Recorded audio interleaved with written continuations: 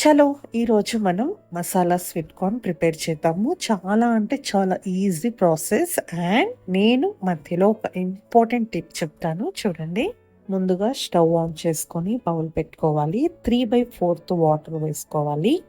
1 spoon salt, కొంచెం పసుపు వేసుకొని మంచిగా బాయిల్ చేసుకోవాలి. వాటర్ బాయిల్ అవుతున్నప్పుడు లో ఫ్లేమ్లో పెట్టుకొని 2 స్వీట్ కార్న్స్ మంచిగా చేత్తో తీసేయండి. ఒకసారి నైఫ్‌తో కట్ చేసిన తర్వాత ఇంకా ఉంటుంది కదా లైను, చేత్తో తీసేస్తే ఈజీగా వచ్చేస్తుంది. స్వీట్ కార్న్స్ వేసుకొని 15 మినిట్స్ కుక్ చేసుకోవాలి.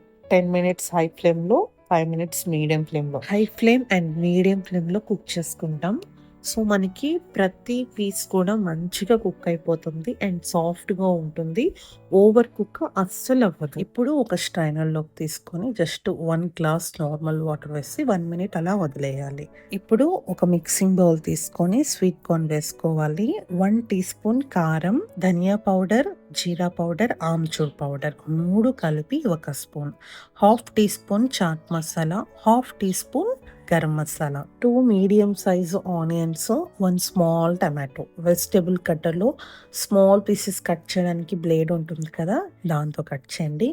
కొంచెం కొత్తిమీర, 3 లెమన్స్ తీసుకొని జ్యూస్ వేసుకోవాలి. చాట్ మసాలాలో మనం ఎక్కువ మసాలాలు వేయకూడదు.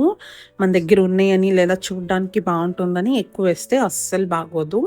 చాట్ మసాలాలో స్వీట్ కార్న్, ఆనియన్స్, లెమన్ అంతే.